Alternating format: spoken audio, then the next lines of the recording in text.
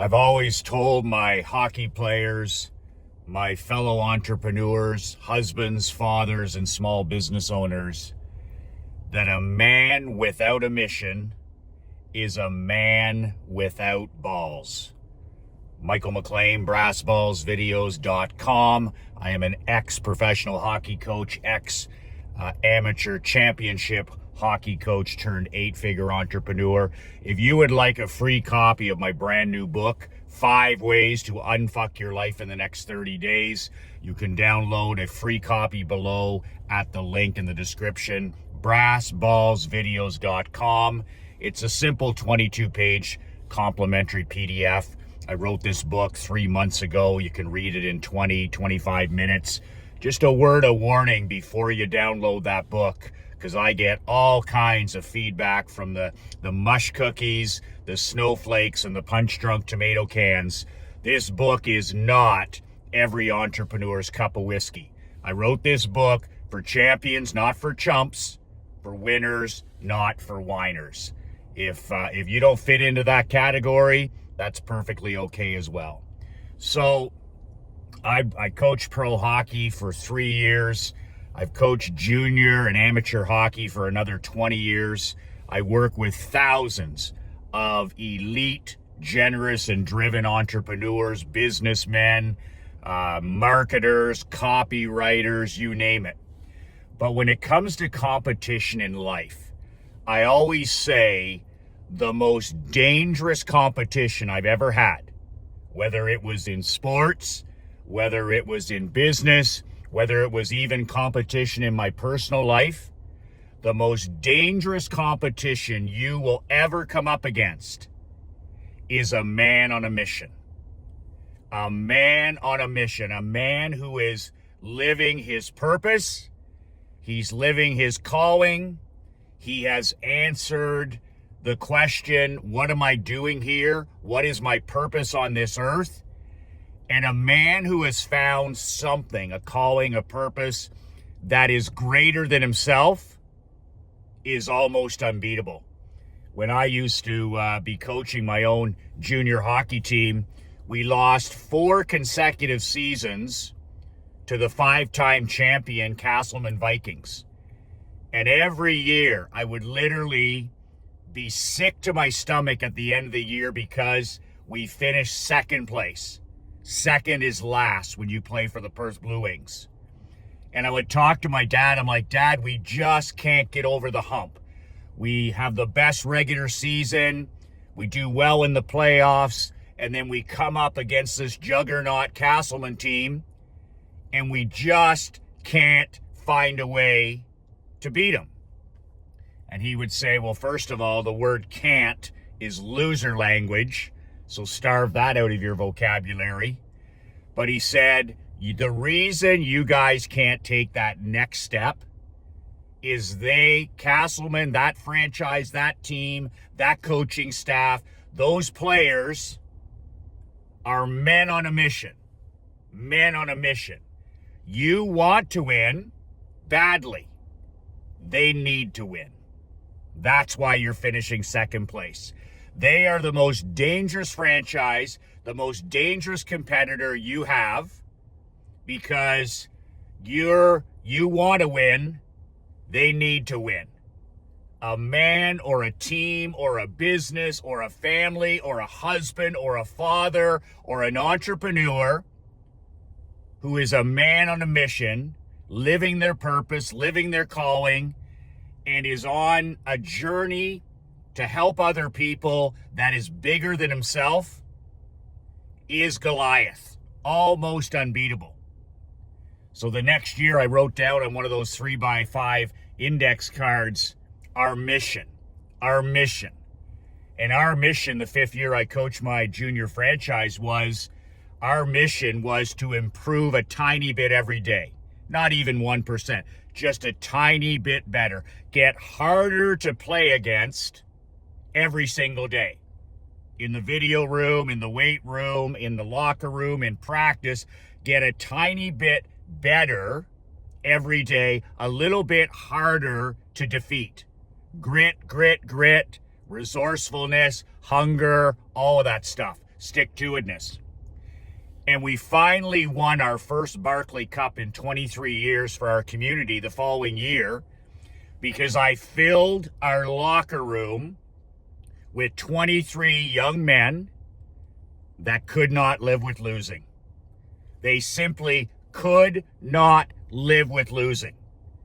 These were guys that there was no tomorrow. There was no plan B. I filled that locker room with young athletes, coaches, trainers who simply didn't have a plan B. It never crossed their mind that they wouldn't win. And Jimmy Johnson, the great Dallas Cowboys Hall of Fame football coach, said, and when they asked him, they said, Jimmy, how did you take the Cowboys back in the day from 1-15, 3 years, 4 years later, you're a back-to-back Super Bowl champion in one of the hardest leagues to win anything, the NFL? He said, simple. When I took over the 1-15 Cowboys over the next 3 years, I got rid of all the losers. I got rid of all the guys and gals in the franchise, in the organization, who could live with losing. And that's just reality. Most civilians and most normies are okay with a loss or a failure within 5 minutes. I knew that. I've had locker rooms with athletes who after a loss, they put on a good show, right? But the harsh reality is after 5 minutes, after they shower, dress, and head out, they're laughing leaving the stadium. You got to get rid of all those fucking guys. You got to get rid of the receptionist, the marketing director, the sales director, the physical therapist, the fitness coach, the video coach, the offensive coordinators, the defensive coordinators. You got to get rid of every single person that isn't sick to their stomach when they lose. If you're not sick to your stomach when you lose, whether it's in your personal life, your business life, your sporting life, you miss a walk, you miss a date night, you don't write, you don't pray, you don't drink your water, or you give in to your vices, alcohol, drugs, toxic people, politics, anti-social media, being an iPhone junkie, whatever it is, if you're not sick to your stomach when you don't show up as the best version of yourself every day, then I believe something's broken. I believe a man who is not on a mission, a man who is not living his calling, his purpose, and I believe a man who has not found something bigger than himself. Like they say in Rotary, service before self. I believe there's a part of you that's dead. I believe that a man who isn't on a mission is one of the quiet desperation. Those guys you see walking around, they're 40 years old, 50 years old, 60 years old, 70 years old, and they're drones, they're zombies, and they're living a life of quiet desperation. Why are they living a life of quiet desperation? Why are they depressed? Why are they anxious? Why are they part of the victim culture? Why is it me, poor me? Because they haven't found something that's greater than themselves. The secret to living is giving. And we all need to live with an attitude of gratitude. A king, a badass king, lives with an attitude of gratitude. And that leads us to discover our mission. I get weak men all the time say to me, well, Michael, I don't know what my purpose is. I don't know what my calling is. I don't know what my mission is. And I always question them. Do you ask yourself every day, what is my calling? What is my purpose? What is my mission? Do you ask yourself that question every day? Then sit in silence, sit in solitude, be alone, no technology, no distractions, no anti-social media, no drugs, no alcohol, and you sit in silence for 20 minutes, 30 minutes on your boat, on the end of the dock, in your vehicle, walking, whatever it is. What's my calling? What's my purpose? What's my mission? Why am I here every damn day? and then listen for the answer. Your Creator will give you the answer. Your God will give you the answer. The universe will give you the answer. If you don't have a personal mission, a business mission, you're a man without testicles. When I work with guys and they ask themselves that question every day, what's my mission? What am I passionate about? What am I obsessed about? What can I not talk about? What gives you goosebumps? What gives you chills? Do that. Find a way to serve people doing that. Man, coaching gives me chills. I don't care if I'm coaching hockey, power skating, shooting videos, writing newsletters, helping men. That shit gives me chills. That makes the hair on the back of my neck stand up. Just shooting this video, I'm living my purpose. I'm living my mission. This is what I've been called to do. So when you discover your mission by asking yourself every damn day, what is my mission? And then shutting off all the noise, all the distractions, and listening to your Creator, your God, or the universe, whatever the hell you believe in, and then going on that mission. And a man will have multiple missions through his life. You'll have missions when you're 20, when you're 30, when you're 40. I had a mission to win a Barclay Cup championship hockey championship. I had a mission to become the #1 insurance agent on the planet. I had a mission to raise hundreds of thousands of dollars for the food bank, for the library, and for animal shelters. I had a mission to get in the best physical, mental, and spiritual shape of my life. I had a mission as a husband, as a father. You're going to have multiple missions as you change and grow. Some missions will be 6 months. Some missions will be a year. Some missions will be a decade. Some missions will be to the day you die. But a man without a mission is a man without balls. When I go to a barbecue or a ball game, or I go to the hockey rink and I talk to regular men, I can tell instantly whether that man is on a mission, whether that father, that husband, that leader, whether he's on a mission. And mission bleeds into your life. Being a man on a mission makes you a better man, a better husband, a better father, a better grandfather, because people can feel that high frequency energy. There's nothing higher in the pyramid of happiness, peace of mind, that high frequency man you want to be. There's no higher frequency. People can feel it vibrating off you, that you're a man on a mission. This is a guy that's living his purpose. And it improves your marriage. It makes you super attractive to other high frequency people because they can't figure it out. They're just like, wow. When this guy walks in a room, he owns it. When this guy gives a speech, he owns it. When this guy is serving other people and volunteering, you can feel the vibration. A man on a mission. And passion isn't enough. I tell my guys this all the time. They're like, well, Michael, I'm passionate about writing. I'm passionate about fitness. I'm like, fuck passion. Passion's for normies. You need to be obsessed. You need to be obsessed, whatever it is. If it's going to be your mission, you need to be obsessed. I was obsessed with being #1 in the insurance business. I was obsessed with winning a Barclay Cup. I was obsessed with getting in the best physical, mental, and spiritual shape of my life. I was obsessed with becoming a better husband. I was obsessed with being the best father I could be. I wasn't just passionate. I was obsessed. Big difference. One of the greatest hockey coaches in history, the controversial Iron Mike Keenan, one of my favorite coaches of all time, he said, I'm not passionate about hockey. I'm not even obsessed about hockey. I'm fucking possessed. And there's a difference. Call me crazy if you want, Keenan said, but that's the truth. And that's how a guy like that becomes one of the greatest of all time and wins the Stanley Cup with the New York Rangers. He wasn't passionate. He was a man on a mission.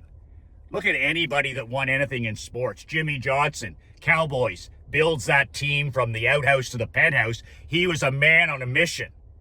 You think the guys in Jerry Jones's world now are men on a mission? No, they're not. Andy Reid's a man on a mission. Mahomes, his quarterback, he's a man on a mission. He cannot not do what he's doing. He's going to chase Brady. He's going to chase Brady to win 7 Super Bowls. He may or may not be able to do it, but he's chasing that personal achievement of being the GOAT, the greatest of all time. Michael Jordan was a man on a mission. Sidney Crosby's a man on a mission. Mark Messier was a man on a mission. Man on a mission. Nobody, your most dangerous competitor, is any man that is on a mission. So, a mission comes down to, by the way, men, one thing.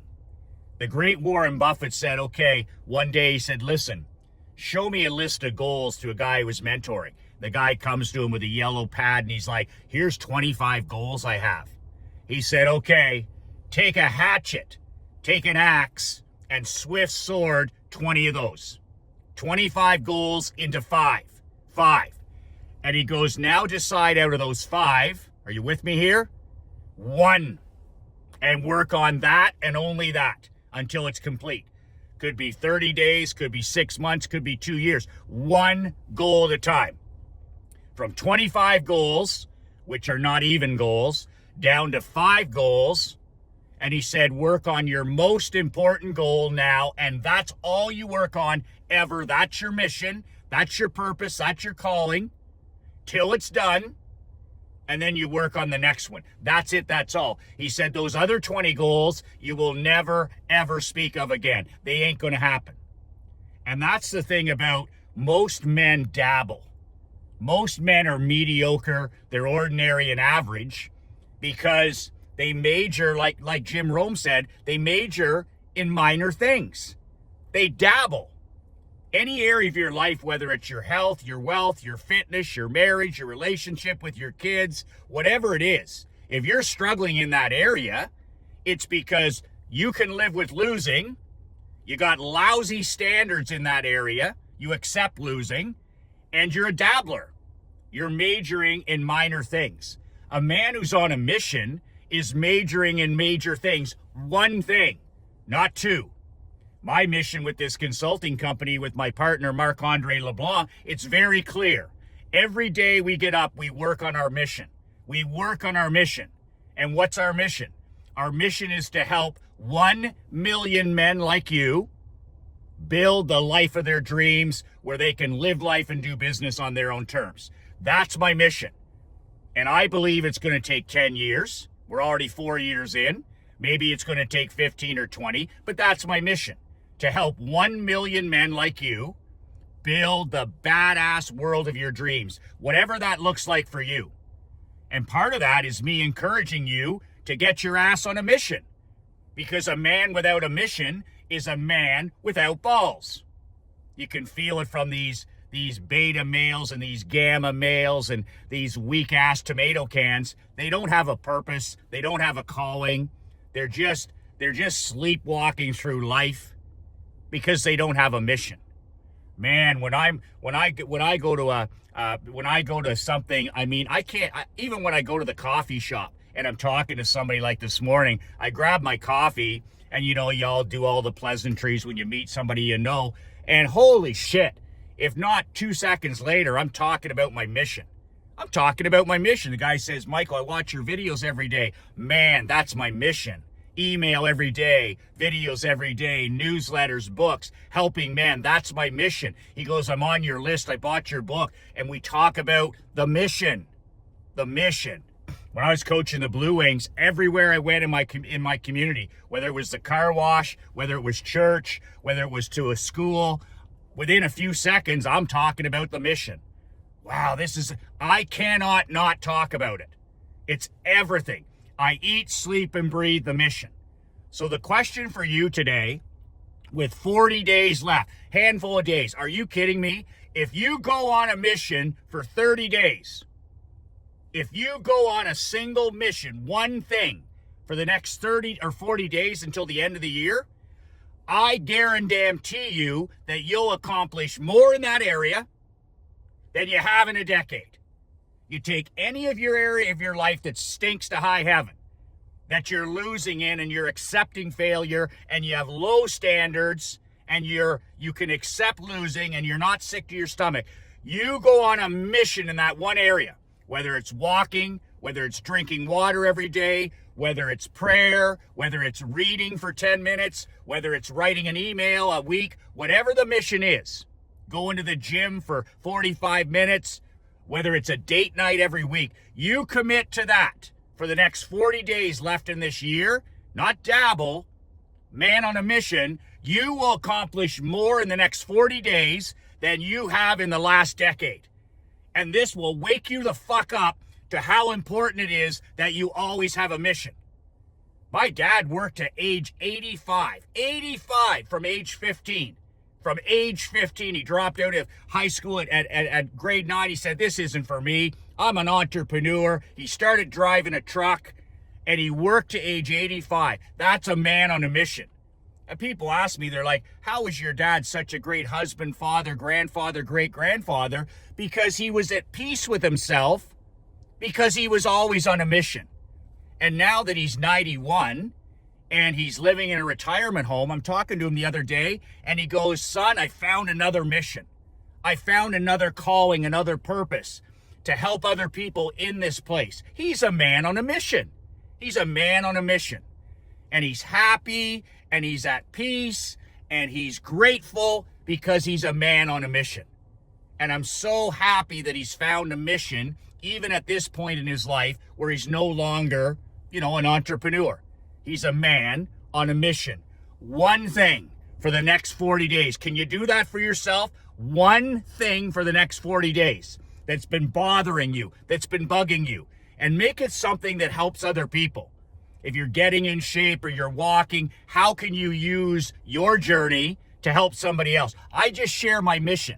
I share all my losses, all my failures, all my embarrassments, all my victories, all my losses. I'm just sharing me stumbling around, trying to win the odd day.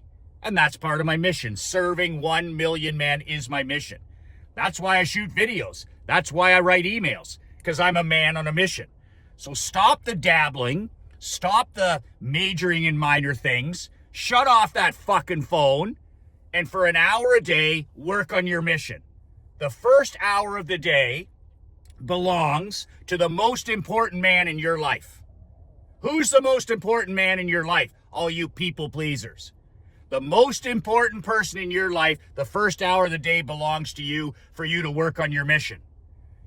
Actually, it belongs to the two most important people. Number one, you.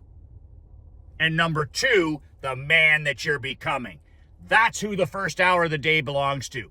It belongs to your mission, and it belongs to the two most important men in your life. You and the man you're becoming. And for the first 60 minutes of every day, for the rest of the year, for 40 days, get up and work on your mission. Put that phone away, put the distractions away, get to bed earlier, get up earlier, drink the water, and work on your mission. And you'll accomplish more in the next 40 days on that one thing than you have in the last decade. The most dangerous competition in the world is a man on a mission. Be that man. You can download a free copy of my book below, my free gift to you. Remember what my 91-year-old dad says every day. The best is yet to come. You need to become a man on a mission. 2 words that changed my life, 2 words that can change yours. Be relentless.